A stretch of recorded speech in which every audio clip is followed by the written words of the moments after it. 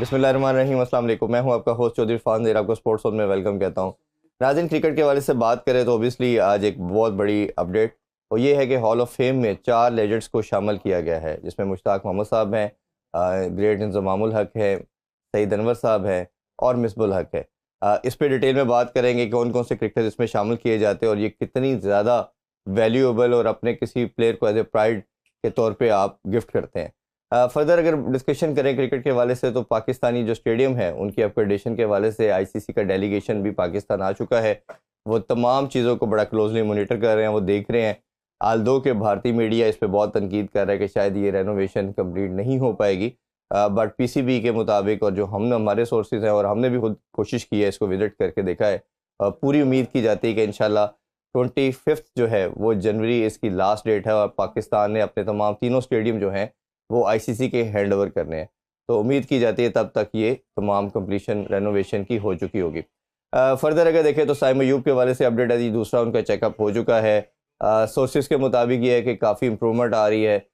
उनको थोड़ा वेट भी उस पर अपने जो एंकल है उस पर डालने के लिए डॉक्टर की तरफ से कहा गया है, बट एक चीज़ की क्लैरिटी चाहिए, क्या उनका जो फ्रैक्चर है ये क्या हेयरलाइन फ्रैक्चर है या बोन फ्रैक्चर है, इस पर अभी क्लैरिटी नहीं आई। उसका वेट किया जा रहा है क्योंकि सारा ये डिसीजन उस पर वेट करेगा और बताया यही गया है कि पैनलिस्ट इसका डिसीजन लेंगे क्या वो चैंपियन ट्रॉफी खेल पाएंगे कि नहीं। इन तमाम अफेयर पे आज डिटेल में बात करेंगे जो लास्टली ये भी आज डिस्कस करेंगे। पाकिस्तान टीम ट्रैवल करके पाकिस्तान आ चुकी है और उस पर डिस्कशन करेंगे कि क्या चेंजिंग की जा सकती है, क्योंकि ये टेस्ट चैंपियनशिप के लास्ट 2 मैचेस हैं और किन प्लेयर्स को रेस्ट दिया जा सकता है और कौन से प्लेयर इन दोनों मैचेस में वेस्ट इंडीज़ के अगेंस्ट टीम का पार्ट होंगे। इन पर डिस्कशन करने के लिए जी हमारे जो गेस्ट हैं वो आप हमारे साथ आजकल रेगुलर बेसिस के ऊपर स्क्रीन पर देख रहे हैं। बड़े ज़बरदस्त क्रिकेटर और रहे और बड़ा ज़बरदस्त कोचिंग में और उनके एनालिसिस भी आप सब बहुत पसंद करते हैं। वन एंड ओनली मुजाहिद जमशेद। अस्सलाम वालेकुम मुजाहिद भाई। इरफान कैसे हैं? अल्लाह का शुक्र अलहमद, thank you so much for time. अब तो आप सुनो फैमिली का पार्ट बन चुके हैं। बिल्कुल ऐसा ही है। अच्छा भी लगता है जी जी जी, क्योंकि आप जैसे काबल जो नॉलेजेबल और थैंक यू सो जिनको मच। गेम अवेयरनेस बहुत ज़्यादा पता है, तो अच्छा लगता है कि आप जब कोई ऐसे टेक्निकल सवाल और बिहाइंड द सीन जो चीज़ें होती हैं वो ढूंढ के लेके आते हैं, तो अच्छा लगता है। हाँ जी, बिल्कुल कोशिश होती है और प्लस आप जैसे जब एक्सपर्ट उस पर अपना ओपिनियन देते हैं तो ऑब्वियसली एक अच्छी चीज़ लोगों तक पहुंचाने की काविश होती है। मुजाहिद भाई, सबसे पहले हॉल ऑफ फेम के हवाले से बात करूंगा।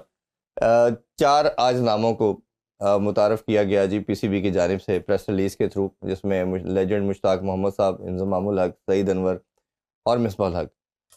चारों की बड़ी खिदमात हैं और ये बहुत बड़ा ऑनर है। लास्ट ईयर हमें याद है यूनुस खान को दिया गया था, उससे पहले वसीम अकरम, वकार यूनुस को भी इसमें शामिल किया गया था।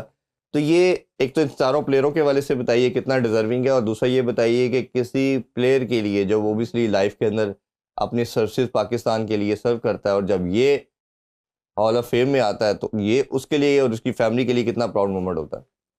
देखिए, मैं अगर स्टार्ट करूँ सचिन तेंदुलकर से, तो आखिरी जो उसका लास्ट टाइम जो टेनोर था उसमें वो चैम्पियन हुआ, तो अक्सर वो डिफरेंट प्लेटफॉर्म पे बैठ के ये बात करता था कि मेरी एक ड्रीम थी और मुझे लगता था ये जो 28 साल का 24 साल का जो मेरा क्रिकेट कैरियर है वो वेस्ट गया। नाम तो मैंने बनाया लेकिन कोई टैग नहीं लग सका।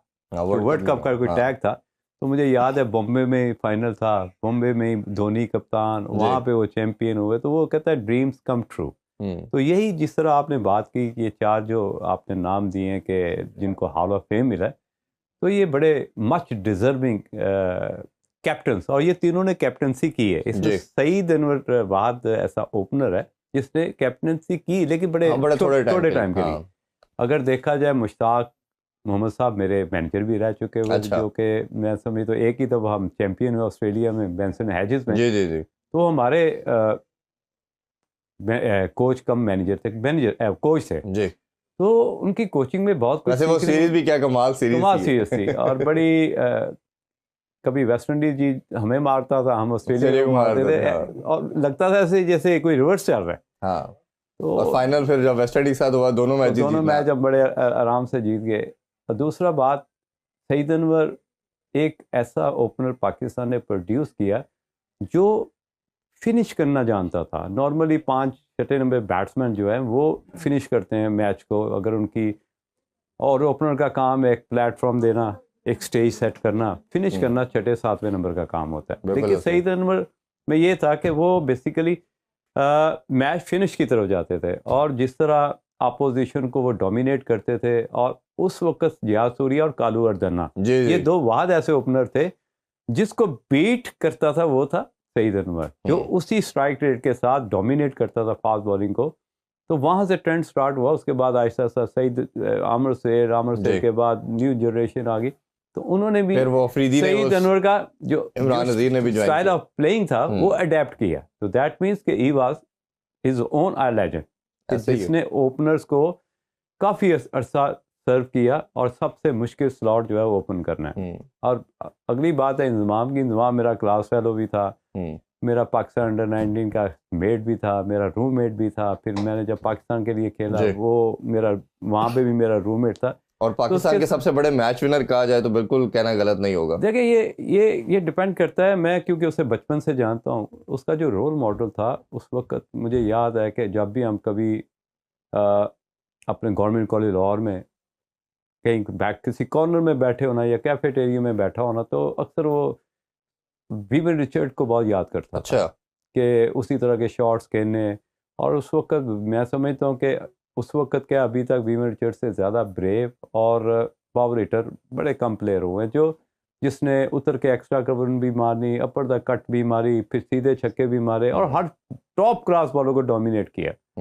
तो उस रोल मॉडल की वजह से मैं समझता हूँ कि वो जो जर्म्स थे इसके अंदर काफ़ी मुझे वो नज़र आते थे शुरू से ही। वो खान साहब का ना एक वाक्य हिंदी भाई बताते हैं, कहते हैं इन्होंने मुझे डोमेस्टिक में खेलते हुए देखा तो इन्होंने बुला लिया। मैं विटनेस हूँ। हाँ। मैं हर वो चीज़ का विटनेस हूँ जो इंजमाम को उनकी परवान करने में अगर कोई बैठ के कहीं भी स्टोरी सुनाएगा ना, उस स्टोरी का हमेशा मैं पार्ट रहा हूँ या वो या शुएब अख्तर हो। काफ़ी लाइफ के ऐसे खूबसूरत सीन और यादें हैं जो मैं समझता इन दो प्लेयर्स के साथ बहुत हसीन यादें मेरी। ऐसे ही वो अक्सर बताते कहते हैं कि जब मुझे उन्होंने बुलाया और उन्होंने कहा कि तुम दुनिया के सबसे बेस्ट प्लेयर बनोगे, क्योंकि कहते मैं डोमेस्टिक भी प्रॉपर नहीं खेल रहा था। कहते मुझे कोई उन्होंने ना आधा घंटा एक ही बात रिपीट करते रहे।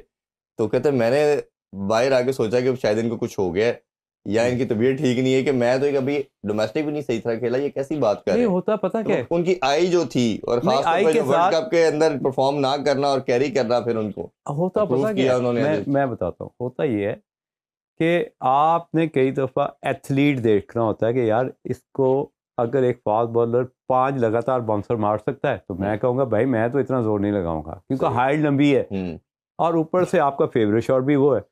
एक चीज़ तो थी कि उस वक्त जो जितने भी टॉप क्लास बॉलर थे वो डोमिनेट करते थे शॉर्ट पिचों पे जी।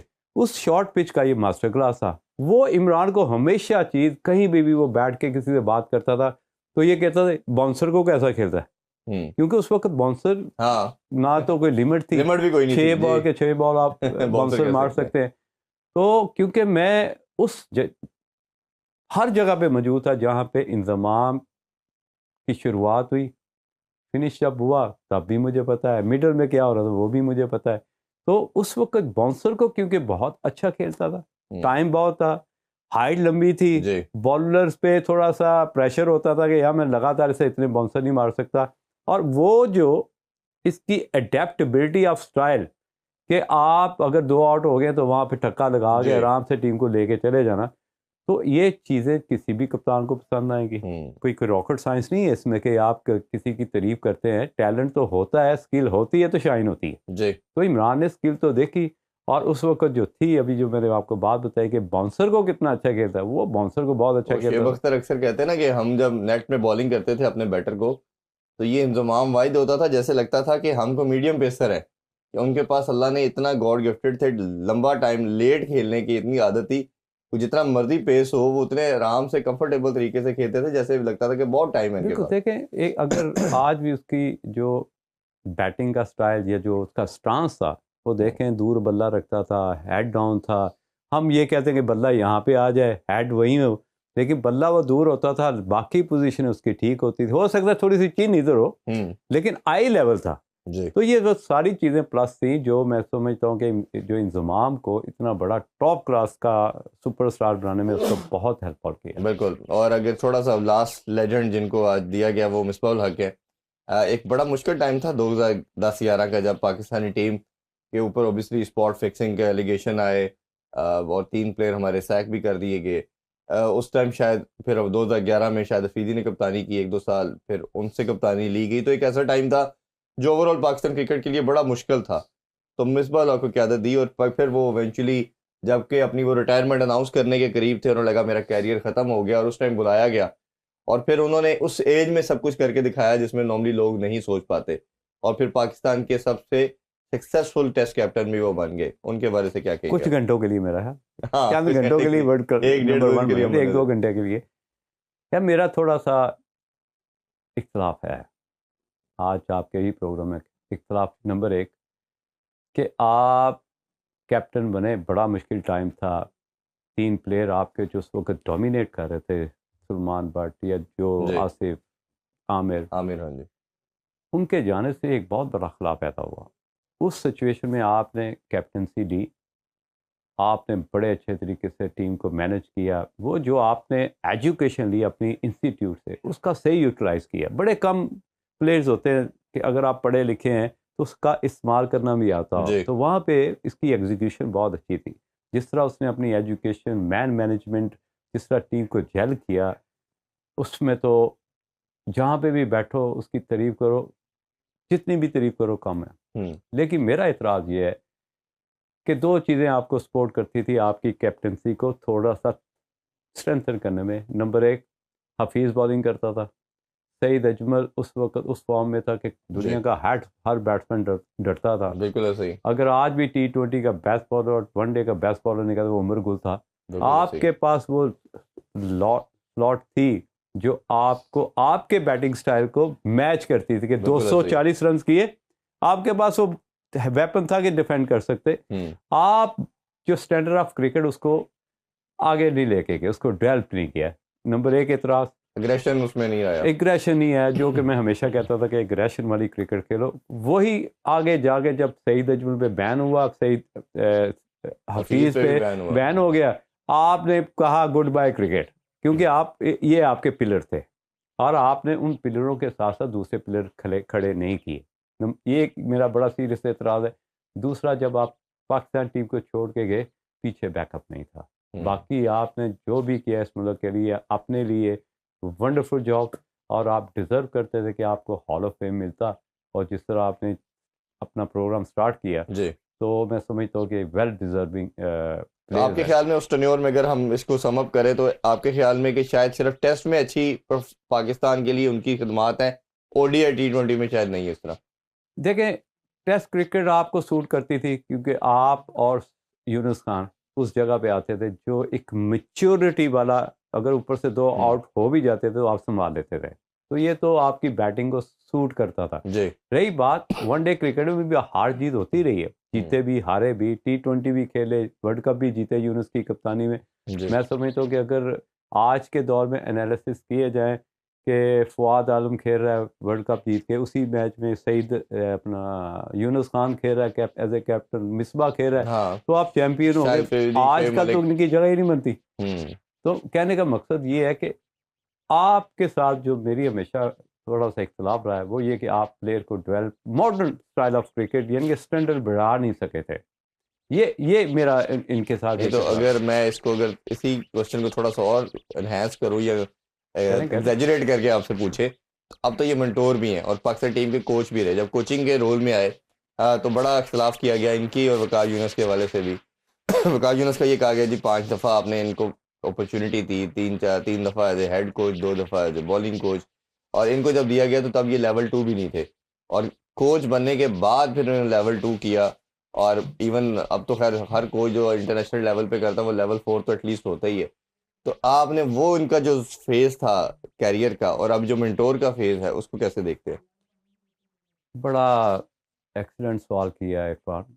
और कुछ चीज़ें देखने वालों को हम आज बताते हैं कि कोचिंग होती क्या है।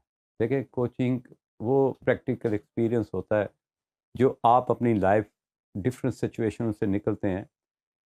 अगर आप वकार की बात करें, वकार उस वक्त रिवर्स स्विंग भी था, पेस भी थी, हुँ, थोड़ा सा बॉल भी स्क्रैच करते थे।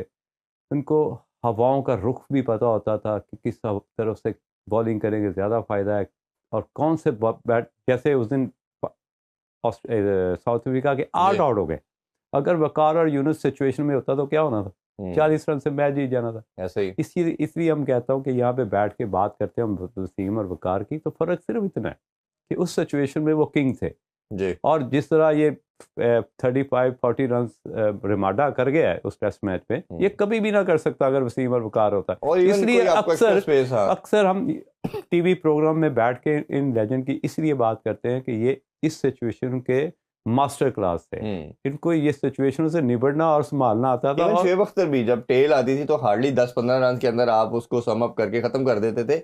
और शायद अभी अगर हम 2 साल या 3 साल की क्रिकेट देखें तो Australia is the only side, जब वो टेल आती है तो आपको श्योरिटी होती है 99% की ये 15-20 या 25 रन से आगे नहीं जा सकते। देखें, और हमारे स्टैट सबसे एडवर्स है इसमें कि हम हमेशा टेल से रन करवा रहे हैं। यही तो बेसिकली ये हम इस चीज़ को समझते नहीं हैं। हम अक्सर बड़े नाम के पीछे चले जाते हैं कि यार ये इसका प्रैक्टिकल एक्सपीरियंस बहुत ज़्यादा है, अगर एजुकेशन 20 साल ले लें, लेकिन एक चीज़ मिस हो जाती है, वो है ऑरा अगर आपका स्ट्रॉन्ग और पॉजिटिव नहीं है, और अगर आपने लाइफ में किसी भी सिचुएशन में नेगेटिव रोल प्ले किया हो, तो आप जो मर्जी कर लें, जितने मर्जी कोशिश कर लें, आप बड़े कोच नहीं बन सकते। मुझे इस चीज़ में मैंने PhD की हुई है, मैं इस साइंस को, मेरा ख्याल है कि दुनिया में बड़े कम लोग होंगे जो इस साइंस को समझते हैं। तो अभी आप PCB के साथ कुछ अर्सा पहले लिंकअप भी थे, आप कोचिंग भी कर रहे थे, तो अभी क्या करंट स्टेटस है आपका? यार मैंने 1.5 साल काम किया और काफ़ी पॉजिटिव और बड़े अच्छे रिजल्ट लिए और बड़े प्लेयर डेवलप करके फर्स्ट क्लास स्ट्रक्चर होती है। लेकिन मेरा ख्याल है कि ये कहीं ना कहीं वीक है यहाँ से, इनको अच्छे कोचेस संभालना नहीं आते, इनकी जो ईगल आई है या नेकेड आई है वो मैं अब क्या बात करूँ यहाँ पे यार, नॉनसेंस है। मेरा ख्याल है ये जो हम बात करते हैं कि अपने लोगों को वैल्यू करने की ज़रूरत है, और हम आगे पीछे जब जाते हैं तो ये समहाउ हमें जॉब के अंदर यार जो भी कुर्सी में आता है ना, मीडियोकर लोग पसंद आते हैं, जो शोएब अख्तर भी अक्सर जिक्र करते हैं कि मीडियोक्रिटी हमें ज़्यादा सूट करती है, और हमें लगता है कि जो बंदा गाइड करेगा, चीज़ों को लेके चलेगा, वो हम पे ना कहीं हावी हो जाए, तो शायद ये प्रॉब्लम सिस्टम में आता है। ब्रेक छोटा सा लेते हैं मिजाज भाई, ब्रेक से वापस आके इसी डिस्कशन को कंटिन्यू करेंगे और जो डोमेस्टिक का स्ट्रक्चर अनाउंस किया गया है उस हवाले से बात करेंगे। हमारे साथ रहिए। Welcome back sports on. हम बात कर रहे हैं पाकिस्तान क्रिकेट के हवाले से। जी मुजाहिद भाई, ब्रेक से पहले हम डिस्कशन कर रहे थे और जो एक माइंडसेट की या उस अप्रोच की, उस हवाले से मजीद कुछ कहना चाह रहे थे आप? बस वही कि देखें, आपने अपने प्लेइंग स्टाइल और स्टैंडर्ड को इन्हेंस करना होता है। देखिए अगर आप 40 करते हैं तो उसको रैपिडली आपने 70 में कैसे कन्वर्ट करना है और स्ट्राइक रेट को कैसे बेहतर करना है।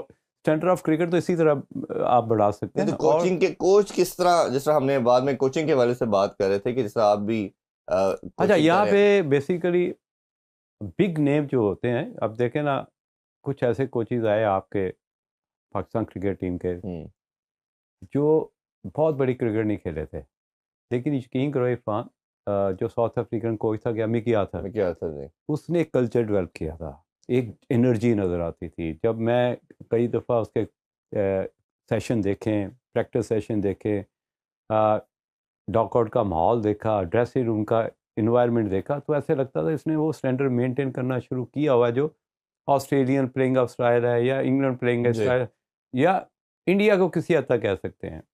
हमने तो देखें, आपके पास जो रोल मॉडल टीम्स है यही है ना 3, इनकी प्लेइंग स्टाइल को आपने अडेप्ट करना होता है ना कहीं कि यार इनका स्ट्राइक रेट 140 प्लस है, इनका जो ड्रेसिंग रूम का इन्वायरमेंट है वो बड़ा फ्रेंडली है, बड़ा प्लेयर को इजी रखते हैं, कंफर्टेबल रखते हैं, यही चीज़ें होती हैं। लेकिन हमारे जो प्रॉब्लम है, हमारे जो कोचेज हैं वो इस चीज़ से कभी बाहर निकलते ही नहीं है, और अपनी एग्जांपल कि मैं यहाँ पे होता तो मैं 5 आउट कर देता, मैं होता तो यहाँ मैंने 130 कर देता। ये मेरा ख्याल है, मैंने काफ़ी कोचेस से और एक्स क्रिकेटर से बात की, और जो कोच बनते हैं ना खास तौर पे, वो आप उसको मेरे आई एम श्योर सेकंड करेंगे, वो कहते हैं कि तब तक आप अच्छा कोच नहीं बन सकते जब तक आप जब कोचिंग करने के लिए आए हैं तो अपनी प्लेयर वाली किट उतारेंगे नहीं। हमारे बड़ी अच्छी बात की। देखें हाँ, ये बेसिकली जवाब का मतलब इसी से रिलेटेड है कि यार आपने वो किट उतार के बच्चे को अगर आप उसी जोन में ले जाएंगे कि मैं ये था, मैं वो था, भाई अब आप वो नहीं है, आपका टाइम खत्म हो गया, अब आपने इसको बनाना है। यार एक दफ़ा मैं उमर अकमल को पिक करके एक जगह पे उसकी वो प्राइज डिस्ट्रीब्यूशन थी, ये मैं आपके लाइव प्रोग्राम में बता रहा हूँ। तो उन दिनों वो ग्रीन कलर की वो लगाता था, क्रीम भी लगाता था, ग्रीन कलर के जूते पहने होते। तो मुझे रास्ते में कहता जी एक दिन मेरे से थोड़ी सी इतनी अच्छी फील्डिंग नहीं हुई, तो मैं अपने ड्रेसिंग रूम में अपने शूज़ ढूंढ रहा, तो मुझे शूज़ ना मिले, तो किसी ने कहा कि इशारा किया बिन के अंदर है। ओए। तो कहता मैंने जब बिन में देखा तो मेरे जूते उधर, ट्रेनर्स उधर पड़े हुए। तो मैंने कहा कि ये किसने रखे? कहते जी कोच साहब ने रखे। ओह। ये क्या गुस्सा इतना कि तू फैशनेबल क्रिकेट खेलने आए या नॉर्मल? भाई आपने परफॉर्मेंस देनी है। वो 100 भी कर रहा था, जी। साथ 3-4 चौके भी रोकता था और टीम को उठाने में भी सबसे बड़ा सेफ फील्डर था। तो आप अपनी वो उस पोजीशन को वहाँ पे ले आए कि यार यू स्टिल है बिग नेम। नहीं यार, ऐसे नहीं होता। आपको जो रिलेशनशिप डेवलपमेंट है वो प्लेयर्स के साथ बड़ी कूल एंड काम रखनी पड़ती है। हार जीत गेम का हिस्सा होता है, लेकिन प्लेयर सालों में डेवलप होते हैं। उनकी डेवलपमेंट में हर्डल नहीं बनना चाहिए, बल्कि उनको इनहेंस करना चाहिए और उनको बड़ा। और लेकिन मैं इसमें ना हमारे प्लेयरों पे, जैसे उमर इकबाल, अहमद शहजाद, कुछ प्लेयरों पे बात करते हैं मोहम्मद आमिर के हवाले से। अब ये देखे कि बेन स्टोक का जो करेक्टर था शुरू में वो कितना ऑड था, वो सबसे वेird करेक्टर। चले मैं आपसे कहता हूँ उसको कैसा उन्होंने उनके बोर्ड ने उसको टेम किया कि अब वो दुनिया के लिए एक रोल मॉडल बन गया। उसी बंदे ने अपने कंट्री को 2 वर्ल्ड कप जिता दी, देखे सिंगल हैंडली जिताए। हम अक्सर सुनते हैं जी मैं गलत बात बर्दाश्त नहीं करता, मैं गलत बात भी बर्दाश्त। सही तो सारे कह लेते वो यार गलत बात ही तो बर्दाश्त करनी है। हाँ। और उसका हल कैसे निकालना है वो ज़्यादा इंपॉर्टेंट होता है। आप असूलों पे या इस तरह की बातें करके स्किप नहीं कर सकते। आपको डिलीवर करना पड़ता है कि आपसे प्लेयर खुश कितना है, आपके आसपास रहना कितना पसंद करते हैं, आपसे कमरे में आके कितनी दफ़ा अपनी लाइव शेयरिंग करते हैं, जो आपकी पर्सनल बातें वो कितना शेयर करते हैं। अगर ये चीज़ें आपके अंदर नहीं है, you can not be a good coach. और इसी तरह मुझे याद पड़ता है कि जब बॉब वुलमर कोच बने तो तब कहा जाता था शाहिद अफरीदी, शोएब अख्तर सुपरस्टार थे टीम के, ये इनकी हैंडल नहीं होते।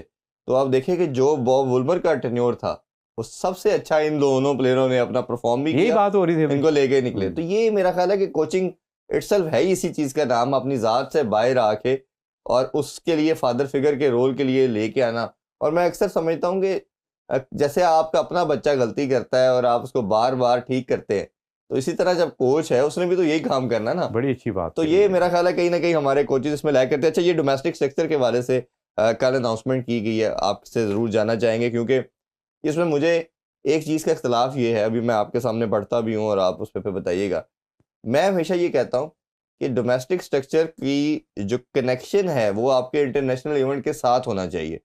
जैसे आपको याद होगा कि जब इंग्लैंड के साथ हम सीरीज़ खेल रहे थे, बांग्लादेश और इंग्लैंड की सीरीज़ के दरमियान इन्होंने पाकिस्तान टेस्ट में बुरा कर रहा है, इन्होंने ओडीआई कप का चैंपियन कप रख दिया। तो सारों ने कहा, बात उठाई मीडिया ने, हम लोगों ने, और जो मेंटोर्स थे उन्होंने कहा जी होना तो यही चाहिए था, लेकिन नहीं हुआ, हम आगे देखेंगे। मुझे ये समझ नहीं आती कि एक इदारा क्या है, बंदों से ही इदारा है ना। एक ऑर्गेनाइजेशन बंदों से ही बनती है। बिल्कुल, आप लोग ही पॉलिसी मेकर हैं, आप लोगों से एक पॉलिसी नहीं बनती और बाद में कह रहे हैं जी अभी ये हो गया। मैं इस चीज़ को भी मानता हूँ कि आपके ब्रॉडकास्टर का भी प्रेशर होता है, आपके स्पॉन्सर का भी प्रेशर होता है कि आपका कहीं ना कहीं से। कल मेरी एक और शो में डिस्कशन हो रही थी तो उसमें भी यही हम इसी टॉपिक पे बात कर रहे थे कि ठीक है, हैविंग सेड दैट कि ये सारा कुछ जस्टिफाइड है, लेकिन आप नहीं उनको लेके चलना ना। लीडर आप है, अदारा आप चला रहे हैं कि हमारा अब आगे टेस्ट मैचेस होने हैं तो टेस्ट के हम काजन ट्रॉफी रखेंगे। जो अभी आपने बात की है कि लीडर हम हैं, अच्छा मजे की बात तो इनकी इस हद तक की अप्रोच है, ये पब्लिक प्लेयर्स की मेंटोर अप्रोच, ये चीज़ों को बिल्कुल डिनाई कर देते हैं। ये उस तरफ सोचते ही नहीं है कि प्लेयर की अवेलेबिलिटी किस टाइप पे होनी चाहिए, कौन सा इवेंट आ रहा है, अकॉर्डिंगली उससे लिंक्ड किस तरह का इवेंट आपने डिज़ाइन करना है ताकि उसके परफॉर्मर एटलीस्ट आपको का बैकअप तो तैयार हो सके। ये चीज़ें, ये जो बैठे हुए हैं, मेरा ख्याल है कि ये बहुत सी चीज़ों को लैक कर जाते हैं। ये आप उठे लैपटॉप पे एक आपने थोड़ा सा स्केड्यूल बनाया, आपने जाके दिया और अगर यार मेहनत किए बगैर डाल दो इसको यार, ये नहीं देखते कि यार यहाँ सपोज पे मार्च में आपने कोई इवेंट करा दिया। यार कई प्लेयर्स ऐसे हैं जो इंग्लैंड जाते हैं, उनका रोजगार है, वो उनके चांसेस हो या नहीं है, लेकिन आप उन पे सख्तियाँ करते हैं जी कि फिजिकल टेस्ट भी होने चाहिए, लेकिन उसकी जो टाइमिंग है उसकी परफेक्शन नहीं है। और इनका कंफ्यूज किस्म के स्ट्रक्चर होते हैं, कंफ्यूज किस्म के स्केड्यूल होते हैं, कंफ्यूज किस्म का डोमेस्टिक स्ट्रक्चर होता है, हर तरफ कंफ्यूजन है। बिल्कुल ऐसे ही है। तो मैं तो यही कह सकता हूँ। अच्छा मुजाहिद भाई, इन्होंने जो अनाउंस किया जी उसमें प्रेसिडेंट ट्रॉफी है ग्रेड जो है ग्रेड 1 फर्स्ट क्लास, वो जनवरी से फरवरी तक चलेगा। नेशनल T20 कप है वो मार्च में होगा, राइट आफ्टर आप कह लेंगे जैसे चैंपियन ट्रॉफी ख़त्म होगी तो फिर उसको रखा गया है। फिर पाकिस्तान जो प्रेसिडेंट का ट्रॉफी है ग्रेड 2 वो अप्रैल मई के अंदर है। फिर पाकिस्तान सुपर लीग ओबियसली सबसे बड़ा हमारी ब्रांड है, कमोडिटी है, वो भी अप्रैल मई में आ जाएगा, एक मंथ से प्लस वो चलेगा।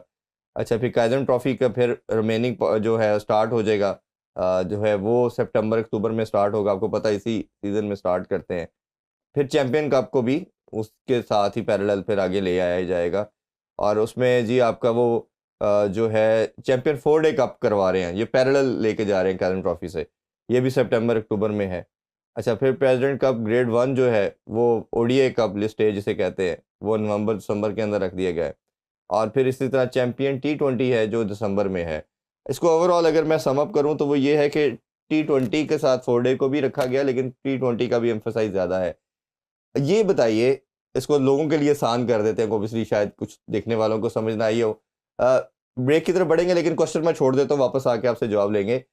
एक बच्चे को तैयार होने के लिए क्या डालना चाहिए, ODI के फॉर्मेट से करना चाहिए? क्योंकि जब PGL का कॉन्सेप्ट आया था, रमीज भाई ने जब शुरू किया था, तो उस पर एक्स क्रिकेटर ने बहुत ज़्यादा इस पर बात एतराज़ किया कि बच्चे को कम से कम 20 21 22 साल तक सिर्फ 4 डे खेलना चाहिए या ODI, जब वो रेडी हो जाए, प्रिपेयर हो जाए, तो फिर इस शॉर्टर फॉर्मेट में आएगा। अगर आप 17 18 19 साल के बच्चे को या इवन डोमेस्टिक का बच्चा उसको शॉर्टर फॉर्मेट में लगा देंगे, तो वो अपनी जो एक क्लास है या जो बेसिक फंडामेंटल है उससे आउट हो जाएगा। ये क्वेश्चन छोड़ के जा रहा हूँ, ब्रेक की तरफ बढ़ते हैं, ब्रेक से वापस आके इसी क्वेश्चन का मुजाहिद जमशेद साहब से आंसर लेंगे। Stay with us. Once again welcome back sports on. हम बात करें पाकिस्तान क्रिकेट के हवाले से। मुजाहिद भाई, ब्रेक से पहले मैंने जिस तरह डोमेस्टिक का स्ट्रक्चर सारा बताया उसका पूछा, और इसी के साथ दूसरा क्वेश्चन भी मैं ऐड करना चाहूँगा। मोहसिन नकवी साहब जब पाकिस्तान बुरा परफॉर्म करी थी तो मैंने प्रेस कॉन्फ्रेंस में उसमें क्वेश्चन किया कि दुनिया में जो भी टॉप की टीमें हैं, ऑस्ट्रेलिया की बात करें, इंग्लैंड की बात कर लें, या इवन भारत की बात कर लें, वो अपने प्लेयर्स को लीग नहीं खेलना देती। वो मेक श्योर करते हैं कि तुम्हारा बच्चा जब फ्री होगा हमारा तो वो जाके डोमेस्टिक में खेलेगा। इंडिया की मिसाल प्राइम में हमारे नेबर, हम चीज़ हर चीज़ में उनको कॉपी करते हैं। खैर वो तो पैसा भी है, उसका सेकंड आर्गूमेंट ये होगा कि वो पैसे ही इतना ज़्यादा देते हैं कि वो किसी लीग की तरफ नहीं जा पैसे सकते। के साथ देखिए स्किल हो तो हाँ, आप तो अब डोमिनेट ये कर जो सकते ये डोमेस्टिक आप स्ट्रक्चर देख रहे हैं, चलो ये डोमेस्टिक के बच्चों के लिए हो गया। मेरा क्वेश्चन का पार्ट ये था कि क्या हमारे प्लेयर इसको खेलेंगे? और सेकंडली जब आप 2 दफ़ा लीग के लिए भी आपने NOC देना है PSL के अलावा, तो वो तो बच्चे उस पैसे के लिहाज से इससे 1000 गुना ज़्यादा पैसे उधर मिलेंगे। तो डोमेस्टिक स्ट्रक्चर और इसका प्लेयरों का हमारा इसको खेलना किस तरह देखते हैं? देखें, जितने भी हमारे लोकल प्लेयर्स हैं, हम लोकल इसलिए कहते हैं कि जब तक इंटरनेशनल नहीं खेलता तो वो तो डोमेस्टिक प्लेयर ही बना। डोमेस्टिक प्लेयर के साथ जब आपके ब्रांड प्लेयर्स खेलते हैं तो उनका एक कॉन्फिडेंस और उनकी जो परफॉर्मेंस की हंगर होती है वो बढ़नी शुरू हो जाती है। और यही basically as a cricket coach मेरी कोशिश होती है कि यार कोई ना कोई बड़े प्लेयर आसपास रहें ताकि इनकी जो हंगर भी बढ़े और उनके जो खेलने का स्टाइल है, क्योंकि वो मॉडर्न क्रिकेट के आसपास घूम रहे होते हैं, वही चीज़ें यहाँ पे इम्प्लीमेंट करेंगे तो ऑब्वियसली फ़ायदा किनको होगा? डोमेस्टिक प्लेयर्स को होगा। जी। तो ये तो लाज़मी बात है कि प्लेयर जब अवेलेबल हो तो डोमेस्टिक में ज़रूर खेलना चाहिए। एक तो प्लेयर्स को, डोमेस्टिक प्लेयर को सीखने का मौका मिलता है, प्लस आपको भी जो बोर्ड ने डेवलप किया होता है वो बेहतरीन टाइम होता है उनको सर्विसेज पे बैक करने का। जी। तो एक तो ये फ़ायदा होता है कि प्लेयर्स को बजाय घर में बैठने के या कहीं और ट्रिप पे जाने के या हॉलीडे गुजारने के, ठीक है एक सर्टन टाइम होता है हॉलीडेज़ के लिए, लेकिन आपको डोमेस्टिक क्रिकेट में खेलना चाहिए। बिल्कुल एक ठीक। तो जो आपको जो बोर्ड ने दिया होता है, ये जो क्रिकेट ने आपको दिया होता है वो पे बैक करें। हुँ। दूसरी बात जो आपने NOC की बात की, होता ये कि हमारा एक माइंडसेट होता है। अभी शाहीन अफरीदी गया है BPL बांग्लादेश खेलने, लीग हाँ। खेलने के लिए, तो उस दिन मैं एक एक चैनल पे बैठा हुआ तो मुझसे ये सवाल किया गया जी कि 5 मैचों के लिए, मैं कहा 5 मैचों के लिए तो चला गया, आ गया चैंपियनशिप स्टार्ट हो रही है Champion और Cup वो ये Trophy। आपका एक ड्रीम प्रोजेक्ट है जी। क्योंकि 27-28 साल के बाद एक मेगा इवेंट पाकिस्तान में आया है, तो आप किसी भी लिहाज से कभी चाहेंगे नहीं कि हम फाइनल तक ना पहुंचे। तो उसके लिए आपके प्लेयर्स का फिट होना, इंश्योर करना, ये बोर्ड का काम है। और इसी दौरान वो जो छोटा सा गैप बचा, आपने उसको बांग्लादेश भेज दिया। ये कैसे हो सकता है इरफान कि आपने मुझे पैसा दिया और खेलने का, और आखिरी ओवर में 9 रन आपने डिफेंड करने और आप जोर ना लगाए।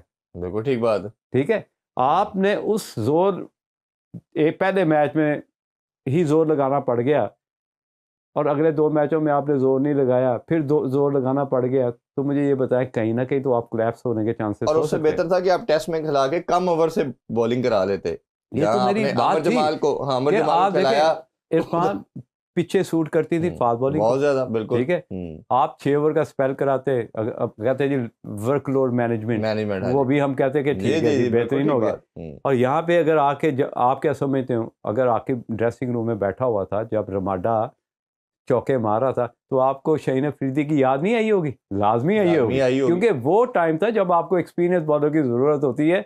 और ऐसा बॉलर शायद जिसका एक ही बॉलर है हमारे पास इस टाइम टीम में कि जिसके पास एक्स्ट्रा स्पेस है और जिसके पास हर तरह की बॉल है, यॉर्कर भी है, वो बाउंसर भी मारता है। देखिए हाइट लंबी है, वो कहीं ना कहीं वो डैमेज कर सकता था साउथ अफ्रीका, और हम वो पहला टेस्ट मैच जीत सकते थे अगर वहाँ पे शाहीन अफरीदी होता। बिल्कुल ठीक बात। जरूरी नहीं है यहाँ पे हम बैठ के ये बात कहें जी हमने जीत जाना था, श्योर था, लेकिन एटलीस्ट बॉलर बैट्समैन के ऊपर प्रेशर, चांसेस ज्यादा होते हैं। तो हमने तो हमेशा चांसेस को देखना होता है कि यार अगर इरफान को खिलाया है तो इसके खेलने से चांसेस कितने बढ़ेंगे। इसी लिहाज से खिलाते हैं ना कि प्लेयर की जो आप कॉम्बिनेशन बनाते हैं, तो ये चीज़ें तो सामने रख के ही बनाते हैं ना जी। तो मैं समझता हूँ कि यहाँ वहाँ पे ये चीज़ें लैक की गई हैं, और बांग्लादेश के लिए एनओसी मेरा नहीं ख्याल देना चाहिए था, क्योंकि champions trophy round the corner है। तो ये बोर्ड का फैसला है, ये ऑब्वियसली डिजर्व करते हैं। 5 करोड़ रुपया लिया है उन्होंने, एक इतना बड़ा आर्टिकल आया बताइए जी 1 ओवर का 4 लाख रुपए चार्ज कर रहे हैं यार, ये क्राइटेरिया तो नहीं होना चाहिए यार। सही है, प्लेयर और अपने प्लेयर को ऐसे सेव करते हैं। ऑस्ट्रेलियन सबसे प्राइम एग्जांपल है। अच्छा, इसमें एक दूसरी तरफ अगर देखा जाए तो जिस तरह मैंने कहा कि आपका कनेक्शन इस तरह का होना चाहिए कि जो आपका इंटरनेशनल इवेंट है उसके साथ आपका डोमेस्टिक उससे पहले चल रहा हो। अगर आपको कोई प्लेयर इंजर्ड हुआ तो आपको पता हो कि हमारे पास बैकअप तैयार है, बैकअप पीछे तैयार है। एक सबसे बड़ी लॉजिक इसकी ये बनती है। और दूसरा, अगर हम ये अगर फर्दर इसको देखें तो आपने अपने प्लेयरों को भी कहीं ना कहीं इंगेज करना होता है सारे मामलात के अंदर। और जो मेरा पहले आपसे क्वेश्चन किया था कि T20 अगर लेट्स सपोज एक बच्चा खेल रहा है, और जैसे अभी T20 कप करवाया तो आपको 4-5 प्लेयर तो वैसे ही मिल गए पावर हिटर, जिसमें यासर खान जिसने फाइनल में 100 किया, और इसी तरह हसन नवाज लड़का बहुत खूबसूरत हिटर, फिर इसी तरह अब्दुल समद आपने एक पावर हिटर देख लिया, हैदर अली की फॉर्म। ये सवाल मैंने मिस कर दिया था, उसका मैं माइंड में था कि यार ये सवाल आपका जो मैं कहीं ना कहीं स्किप कर गया था। होता ये है कि आपका जो खेलने का स्टाइल है, जो थ्रू आप एक सेटअप से लेके चलते हो। पहले तो हमारी जो करंट क्रिकेट चल रही है, जो T20 फॉर्मेट की आपने बात की, हम ज़्यादा डोमिनेट करने की कोशिश करते हैं वन डायमेंशन, कि जोर लगाया मिड विकेट की तरह, जोर लगाया मिड विकेट। एक तो आपकी जो खेलने का उस स्टैंडर्ड के मुताबिक ये आप गलत कर रहे हो कि T20 क्रिकेट में वन डायमेंशन प्लेयर को प्रमोट कर रहे हो और T20 आप इम्पोर्टेंस दे रहे हो। ठीक है, आप वर्टिकल बैट से थ्रू द लाइन पहले खेलना सीखो, उसको एक्सेलरेट कैसे करना है अकॉर्डिंग टू मॉडर्न क्रिकेट, उस पर आप प्रिपरेशन करो, उसकी रेसल करो, और फिर आपको उस तरह के प्लेयर मिलेंगे कि आपको ज़्यादा जोर नहीं लगाना पड़ेगा कि इरफान T20 का प्लेयर है या मुजाहिद। और इवन जब बच्चा आपको जो टैलेंट पावर हिटिंग एक स्किल है ऑल टुगेदर, और जिसके पास है वो आपको वैसे ऑब्वियस हो जाती है। सही है, आपके लिए 1 महीना चाहिए, आप पावर हिटिंग सीख जाते हो अगर आपके अंदर स्किल है। और हमेशा जो कहा जाता है ना मुजाहिद भाई कि जो टेस्ट मैच का प्लेयर है या ओडीआई का, वो T20 और ओडीआई खेल सकता है, T20 खेल सकता है, बट T20 प्लेयर ओडीआई और टेस्ट नहीं खेल सकता। यहाँ पे एक एग्जांपल है, केस है मेरे पास, कि जब मैं ऑस्ट्रेलिया में था तो पहला मैच जो डेब्यू किया वार्नर ने, David Warner against south Africa, 78 या 80 रन की नहीं खेली, मैं उस स्टेडियम में मौजूद था। तो वो T20 से स्टार्ट हुआ, फिर ओडीआई में है, जैसे हमारा साइन भी देखिए, एक्सेप्शंस तो ऑलवेज देयर, वो तो हमेशा बात करते हैं, तो वो एक दो ऐसे हाँ टैलेंट केस आ जाते हैं। केस आ जाते हैं और सैम की ही तरफ आ हाँ। रहा था कि केस आ जाते हैं एक आधा, और 100 में से एक ही होता है। एक ही होता ये है। नहीं होता कि 100 में वो 10 गॉड निकल आए। गिफ्टेड ये ऐसा टैलेंट, एक्स्ट्राऑर्डिनरी टैलेंट, ये 100 में से एक होता है, उसको आप एक्सेप्शन तो आपने रखनी है ना, बट बाकी जेनेरिक तौर पे 99% रखना। और मैं लास्ट इसमें एक चीज कहता चलो, आईसीसी का स्केड्यूल हमारा पहले आता है और आपने डोमेस्टिक जैसे स्ट्रक्चर आपने इस अभी कल अनाउंस किया, आपका जो स्ट्रक्चर होना है आपने ये देखना है। जैसे इस साल की बात कर ले, पाकिस्तान ने कोई 29 के करीब T20 खेलने हैं, 25-26 ओडीआई खेलने हैं इस साल के अंदर। पिछले साल तो टोटल हमने 7 खेले हैं और इसी तरह 4 टेस्ट मैचेस खेलने हैं। तो आपने अपना डोमेस्टिक का स्ट्रक्चर बनाते हुए ये भी देखना है कि आपने इस साल के अंदर कौन सी क्रिकेट ज्यादा खेलनी है। ये ब्लाइंडली स्ट्रक्चर नहीं बनना चाहिए समहाउ। लेकिन आपने कभी गौर किया कि आपकी T20 और ओडीआई जितने भी टूर्नामेंट्स हुए हैं एक ही ग्राउंड में हुए हैं जी। यार, मुझे 3 मिनट चाहिए कि मुझे पता हो कि इस ग्राउंड के अंदर पिचेस कैसी है, हाँ, मुझे एज ए बॉलर कहाँ पे बॉल करना है, स्पिनर को मैंने कहाँ यूटिलाइज करना है। या ये तो क्रिकेट नहीं ये है। एक पूरा टॉपिक है जिसपे हम कल डिटेल में बात करेंगे कि हमारी क्या हर पिच डिफरेंट तरह की बन नहीं सकती यार। होम अवे देखे जहाँ पे आपने इसमें सॉइल की बात की, सरमीत भाई ने सॉइल की बात की थी, ड्रॉप इन पिचेस की बात की थी, उस कॉन्सेप्ट के ऊपर डिटेल में कल हम इंशाल्लाह बात करेंगे। अभी आपसे इजाजत चाहेंगे और अपने फैन से भी इजाजत चाहेंगे। इंशाल्लाह कल आपसे मिलते हैं जी। अपना बहुत ख्याल रखिए। अल्लाह हाफिज। पाकिस्तान जिंदाबाद।